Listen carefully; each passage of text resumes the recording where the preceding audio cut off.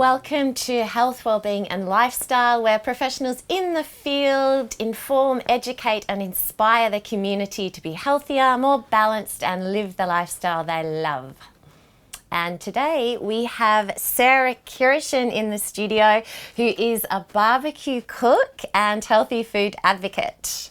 Welcome, Sarah. What have you got for us today? So I am an absolute barbecue fanatic. I'm going to tell you a little bit about my fundamental rules when it comes to barbecuing, okay? So for me, I am a very, very busy person. I live quite an active lifestyle and I love food. Number one, the food must always be delicious. But for me, barbecuing makes it more delicious. There's that incredible flavour that you cannot describe that comes from a barbecue, especially when you cook over charcoal. The other thing is it has to be simple. And of course, quick. That was the other point as well. So delicious, simple and quick. They are my three fundamentals to cooking on the barbecue. Do you want to talk about what you've got here? Absolutely. So this is actually quite a special dish. When it comes to my beautiful snapper here, all I do is I pop as many herbs as I possibly can inside because as it cooks, they're going to infuse the flesh from the inside out. So herbs and lemon, it's kind of that simple. And then on the outside, I usually make a few incisions in the fish. And in this particular one, I've just got some fennel and lemon. And that's it. Again, that beautiful, gentle aniseed flavour of the fennel, and the lemon complements the fish so beautifully, and it keeps it really, really light and fresh, and that's what we want, especially when we're having a delicious fish like this.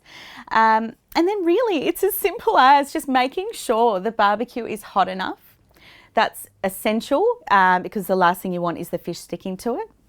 And then you just pop it on there. So what I love to serve my fish with is some sweet potatoes, and of course complementing that with some grilled fennel as well, because that's already in the fish and I just feel like it kind of ties it all in together. So call it a kind of quick, easy, healthy take on fish and chips. When it comes to cooking a delicious dish on the barbecue, there's three kind of core steps. So obviously selecting the food that you plan on cooking. Number two is, of course, cooking the amazing food.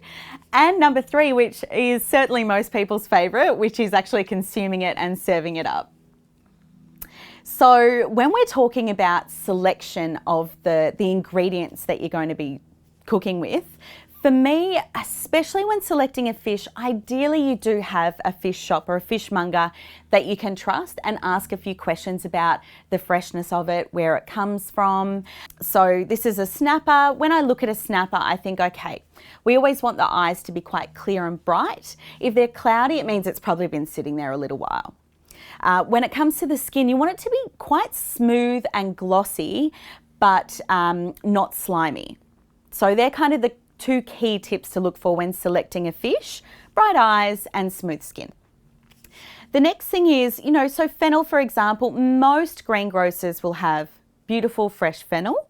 One of my favourite things when selecting fennel is to make sure that the bulb is quite large. The next step is, of course, cooking it. So what we do is we stuff the fish, we put all of our beautiful herbs, maybe some fennel fronds in there. We will slice the lemon and fennel quite thin. So if you have a mandolin, it's a lot easier to shave the fennel down. And then you'll pop a few incisions in the flesh. You want to get quite low down so that you can get as much flesh as you can. Cut a few slices in there, and that's when you'll pop a couple of slices of lemon and a few pieces of shaved fennel in there as well. It can be tricky. I know a lot of people might find it a little bit daunting to cook a fish on the barbecue because the first thing you think is the skin's probably going to stick to the barbecue. So I've got a few tips to remedy that. But what I would always suggest is to make sure the barbecue is extra hot. So when you put it on, it kind of sears and seals the skin as you pop it on the barbecue. The next one is to oil. Oil the skin as much as you can. Obviously, we want to make sure that we have a balance between consuming too much oil and making sure the dish is still nice and healthy, but also making sure the fish doesn't stick.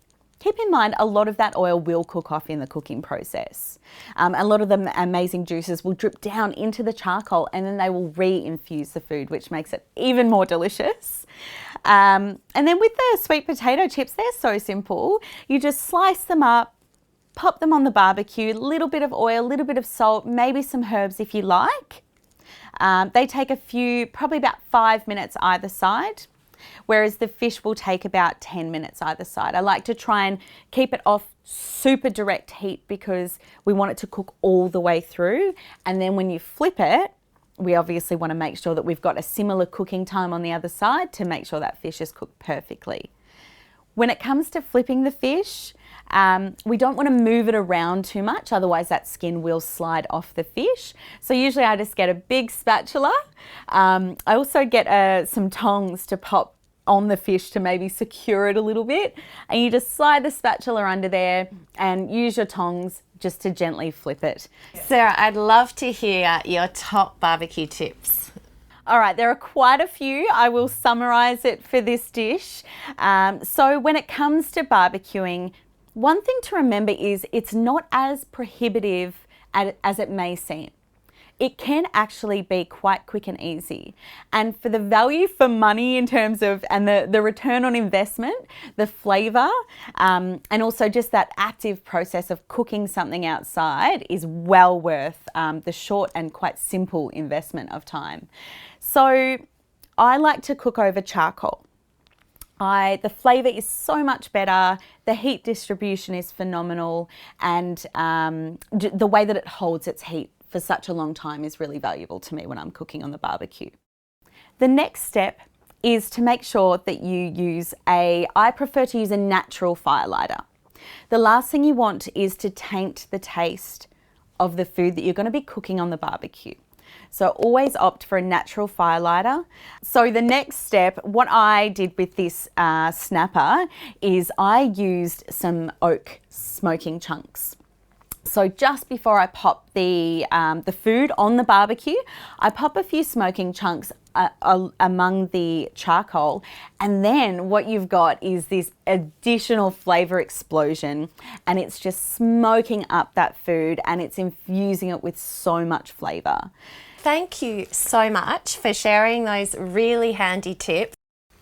If you want to learn more about Sarah and barbecue cooking and how to cook this incredible snapper, go to Sarah's webpage on our website at healthwellbeingandlifestyle.com.au. Now stay tuned because after the break we've got another guest and we'll be discussing another interesting topic. After the break, animal communicator and therapist Carolyn Pope demystifies animal craniosacral therapy.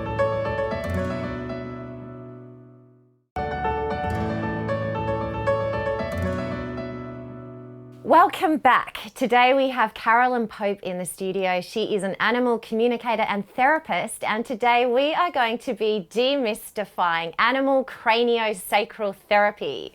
Hello, Carolyn. Hello, it's good to be back. Yes. Now tell me, can you explain what animal craniosacral therapy is? Pretty much the same as human craniosacral therapy. A lot of people will know it as CST for short. Derived from osteopathy.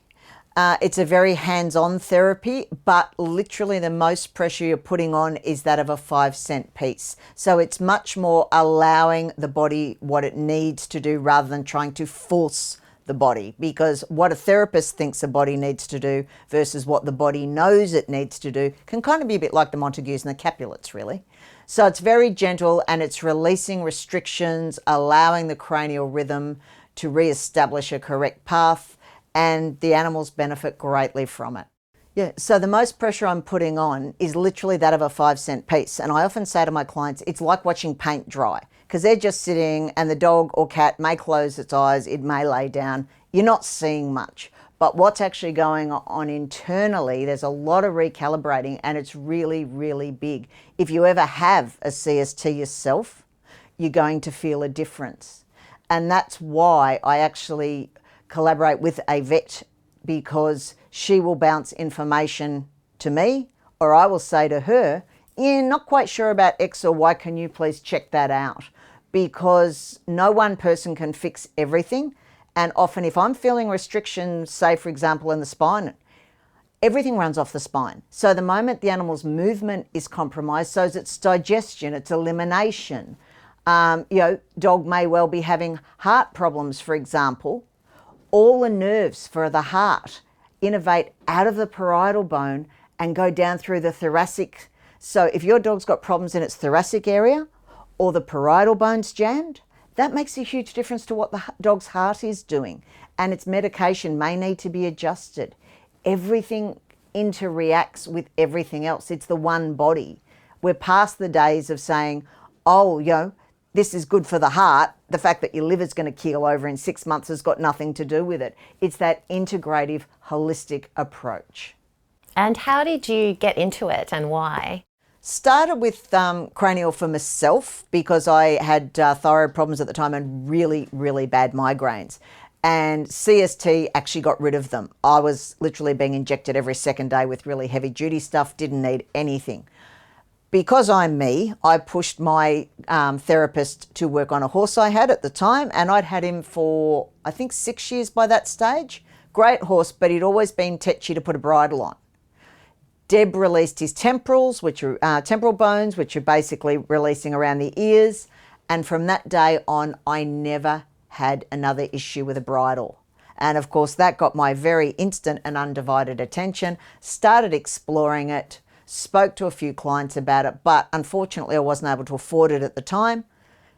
Had a phone call one day, picked it up, and it was one of the clients. They'd banded together and went, right, you're going to owe us X amount of CSTs. There's a course coming up. This is where it is. We've paid for it. Off you go. So I was incredibly lucky. And from the first day, I was just hooked. And can you explain exactly what it is you do? Animal will come in. I also use a bioenergetic handheld device because it speeds things up and it helps calm the animal, because no animal likes being on a table. I mean, obviously horses aren't going to go on a table. That's a little different. But most animals don't like heights in the same way I'm terrified of it. So it helps. And it's literally a hands-on therapy. I can start sometimes at the back end. Other times I'll start with one hand under the chest or the neck or the head. It really depends on the individual animal and also where they're comfortable, because a lot of animals, particularly dogs, can be quite head shy. Or if their neck's really sore, they're not going to want you putting hands on, and trust is earned. It's not given. And if a dog's got a really big problem, or any animal at one end, starting at the other builds up trust and releases the restriction. So by the time you get to where the problem really is, they're not worried. And a lot of the time they'll literally lie down and just pass out, which is really nice. And what sort of ailments do you treat? Pretty much anything in the age bracket. Arthritis, stiffness, can help with a lot of dogs that start getting lack of proprioception and neurological as they get older. Vestibular disease in dogs and cats is a big one. Epilepsy, pretty much encephalitis, pretty much anything, because it improves health. It's no different to you. It's being proactive rather than reactive.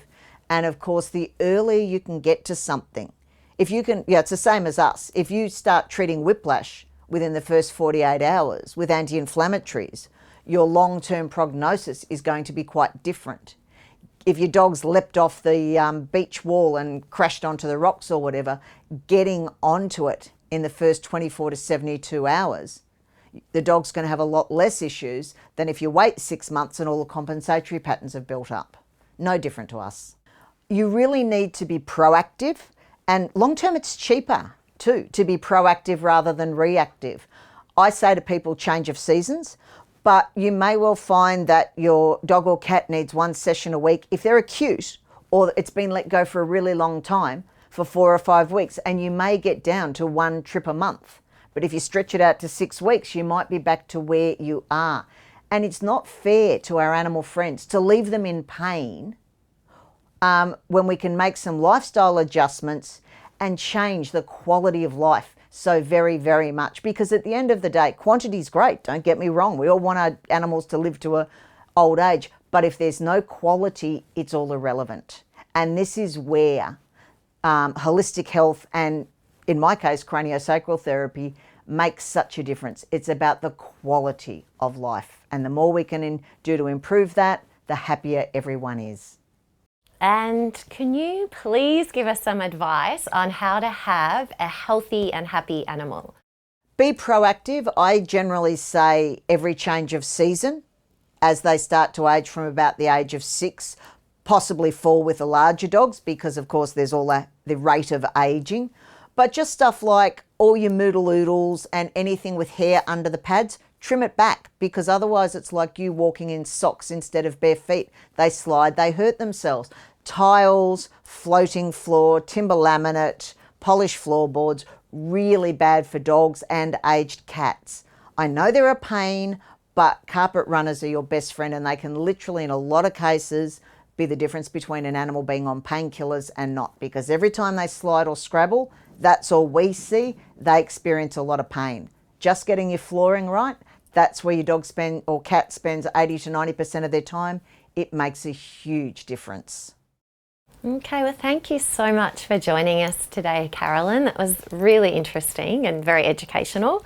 For those interested in learning more about Carolyn Pope and animal craniosacral therapy, please head to her webpage on our website, healthwellbeingandlifestyle.com.au, and hang around for after the break. We have another amazing guest. Stay tuned. After the break, holistic coach Steve Hall is talking about how to turn on the most powerful part of yourself you are not aware of.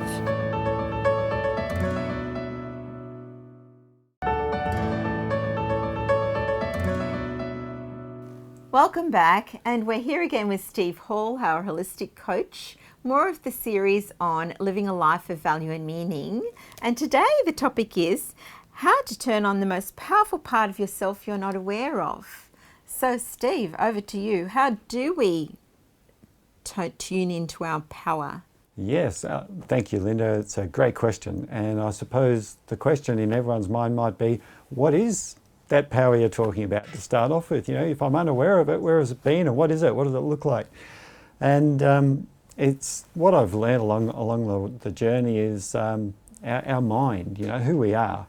It's consciousness, but it's also a subconscious part of ourselves. And the conscious is only like less than 20% of the power of our mind. Most of it is subconscious. So it's, if you imagine it like a captain of a ship, you know, he's the conscious part. He can see where the ship needs to go.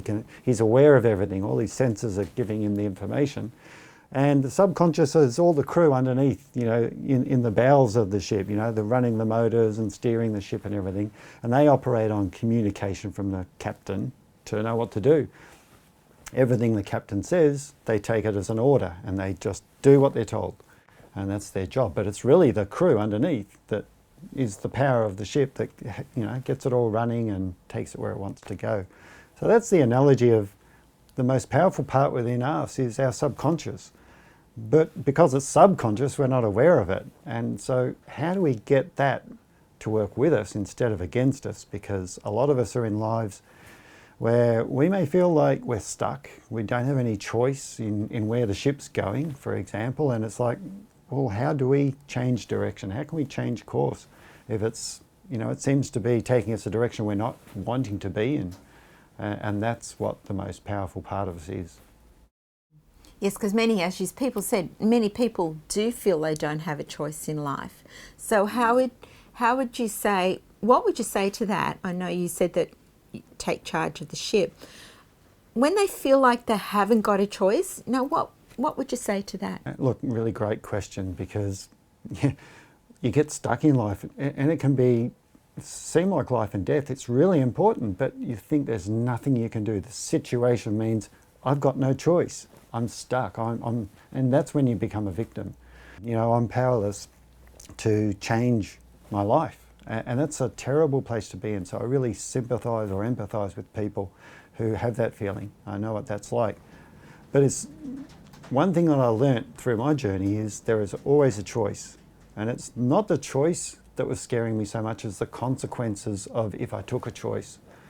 I think we've really only got 3 choices in life, and we can accept something, we can change it, or we can let it go. But we might not like the outcome we're imagining out of any of those choices. So sometimes we do nothing and we think, no, we've got no choice. We've got to ride this out and wait for something to change, which is sometimes it's not going to happen until you make a choice. So that's what I'm talking about. The choice is there, and it's more about how can I learn to exercise those choices safely and take some control in the choice itself.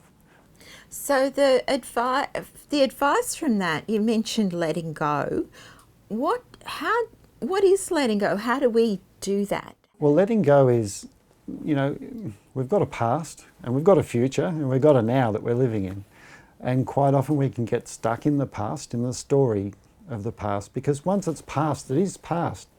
It really only exists in our mind as a bunch of neural pathways and some energy. That's all that's left over, but it's real inside our mind. And that can control, you know, what we do from here on in. So letting it go is deep breath, a little bit of mindfulness, but it's like identifying that happened to me how many years ago now? Yeah, it was bad, but it's gone now, you know. It's like breathe that in. It's not hurting me now. We have a tendency to take those situations and emotions that happen then and we apply it to everything that could happen in the future. So it's blanket across everything, and so we feel stuck. We've got those emotions, we feel them, they feel very real, but they're holding us in place, and that's a case of a memory from the past affecting our future. So it's like, let it go, acknowledge it's there, and yeah, it was hard, but you're past that now, you've learned from it, and the situation in the future is different to the situation in the past. And you're now got the experience from the past, you can use that too to take yourself more safely into the future. But it's like, let it go. Just go, that's gone. It's not serving me any longer to be controlled by that. And no doubt there's a whole bunch of tools and tips that can be used to help that Absolutely. release or that letting go. Yeah, there's some simple ones though that you can use right now, and that's our subconscious. Like, got to remember, they're the ship's crew, right? They operate on orders. So everything that our consciousness, and I'm pointing to my brain here, that's where I think it is, whenever it's self-critical of the stuff I do, and that was a lot in the past, you know, like I was very judgmental about myself, but my subconscious takes all that in. And so the trick to turning the ship and letting something go is having positive language. You know, especially as an Australian, I used to criticise myself in a joking way, thinking, oh, that's all right, I'm just mucking about, oh, I'm an idiot. My subconscious is going, he's an idiot. Let's connect into a reality where he is one. And it listens to us, and it takes me into more situations like that. But if I go, oh, I can say I've made a mistake there, well, I'll fail forwards. I'll learn from that, and I'll use that learning to go, I'm not an idiot, I've just learned something. Let's change the language that we're saying all the time. So I would say if you want to start, you know, turning your ship, using your subconscious, turning your power on, catch yourself how many times during your day are you consciously aware that you've been critical of yourself, and how many times have you been complimentary or compassionate to yourself, and just keep going until the second one is higher than the first one, and that's something everyone can do. Fantastic, Steve. Thank you so much.